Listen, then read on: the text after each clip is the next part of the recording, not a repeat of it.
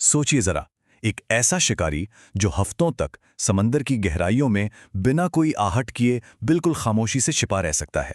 जी हाँ, आज हम बात कर रहे हैं इंडियन नेवी की सबमरीन्स में हो रही एक ऐसी ही जबरदस्त टेक्नोलॉजिकल लीप की। और नहीं, ये कोई मजाक या बड़ी बड़ी बातें नहीं हैं। भारत की सबमरीन्स अब वाकई एक ऐसी ताकत हासिल करने जा रही हैं जो उन्हें लगभग इनविंसिबल बना देगी। तो चलिए समंदर की गहराइयों में उतरते हैं और इस पूरे मामले को समझते हैं। तो आज की जो सबसे बड़ी और सबसे एक्साइटिंग खबर है वो ये है कि इंडियन नेवी की बेहद खतरनाक सबमरीन आईएनएस खंडेरी को एक नई, कह सकते हैं रेवोल्यूशनरी पावर मिलने वाली है। एक ऐसी ताकत जो पूरा गेम ही पलट कर रख देगी। डिफेंस एनालिस्ट्स की माने तो स्कॉर्पियन क्लास की ये सबमरीन आईएनएस खंडेरी दिसंबर 2026 तक भारत के पहले, और ये जरूरी है, पहले स्वदेशी एआईपी सिस्टम से लैस हो जाएगी। सच कहूं तो ये भारत की मैरिटाइम डिफेंस स्ट्रैटेजी में एक बहुत बड़ा मील का पत्थर साबित होने वाला है। तो ये जो हम बार बार एआईपी कह रहे हैं, आखिर ये है क्या भला? ये कौन सी रहस्यमयी टेक्नोलॉजी है और ये उस पुरानी प्रॉब्लम को कैसे सॉल्व करती है जिसका सामना हर नॉन न्यूक्लियर सबमरीन करती आई है? आइए समझते हैं कि कैसे ये एक सबमरीन के लिए अल्टीमेट साइलेंट मोड की तरह है। लेकिन सवाल तो यही है कि इस एयर इंडिपेंडेंट प्रोपल्शन यानी एआईपी को इतनी बड़ी डील क्यों माना जा रहा है? मतलब जो हमारी पारंपरिक पनडुब्बियां हैं, उनमें ऐसी क्या कमी थी जिसे दूर करना इतना जरूरी हो गया था? ये जो फर्क है ना, पुरानी और नई टेक्नोलॉजी का, वो यहां बिल्कुल साफ दिखता है। एक तरफ है पारंपरिक सबमरीन्स जिन्हें अपनी बैटरी चार्ज करने के लिए हर 4-5 दिन में सतह पर आना ही पड़ता है, और जैसे ही वो ऊपर आती हैं दुश्मन के लिए एक आसान टारगेट बन जाती हैं। लेकिन दूसरी तरफ एआईपी फिटेड सबमरीन्स, ये हफ्तों तक पानी के नीचे छिपी रह सकती हैं, बिल्कुल खामोश, एक असली साइलेंट हंटर की तरह। तो अगर सीधे साधे शब्दों में समझें तो एयर इंडिपेंडेंट प्रोपल्शन या एआईपी एक ऐसी कमाल की टेक्नोलॉजी है जो एक नॉन न्यूक्लियर सबमरीन को बिना बाहरी हवा के, मतलब बिना ऑक्सीजन के, एनर्जी बनाने की ताकत देती है।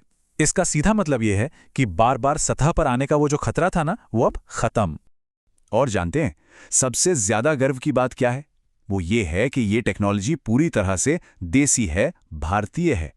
ये जो cutting edge fuel cell based AI system है ना, इसे हमारे डीआरडीओ की नेवल मटेरियल्स रिसर्च लेबोरेटरी यानी एनएमआरएल ने डेवलप किया है। आत्मनिर्भर भारत का इससे शानदार उदाहरण और क्या हो सकता है?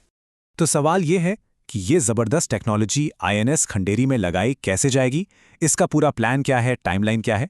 चलिए एक नजर इस पर भी डालते हैं। तो देखिए, पूरा प्लान स्टेप बाय स्टेप तैयार है। अगले 3-4 महीनों में एनर्जी मॉड्यूल को मझगांव डॉकयार्ड लिमिटेड यानी एमडीएल को सौंप दिया जाएगा। फिर 2026 के बीच में आईएनएस खंडेरी का रीफिट पीरियड शुरू होगा और उसी साल दिसंबर तक एआईपी सिस्टम को इसमें लगा दिया जाएगा। उसके बाद जुलाई-अगस्त 2027 में शुरू होंगे इसके समुद्री ट्रायल्स और 2028 की शुरुआत तक ये सुपर एडवांस सबमरीन पूरी तरह से ऑपरेशनल हमारी नेवी की सेवा के लिए एकदम तैयार होगी। तो इन सब का असल मतलब क्या है? इंडियन नेवी को इससे क्या स्ट्रेटेजिक फायदा मिलेगा? ये हमारी नेवल पावर को कितना बढ़ा देगा? इसका जवाब छिपा है बस एक आंकड़े में, 2 हफ्ते से भी ज्यादा। सोचिए, जो सबमरीन पहले कुछ दिनों तक पानी के नीचे रह पाती थी, वो अब हफ्तों तक रह पाएगी। ये एक जबरदस्त छलांग है। इसके जो स्ट्रैटेजिक फायदे हैं ना, वो बहुत बड़े हैं। हमारी सबमरीन्स की स्टेल्थ, मतलब छिपने की काबिलियत बहुत ज्यादा बढ़ जाएगी।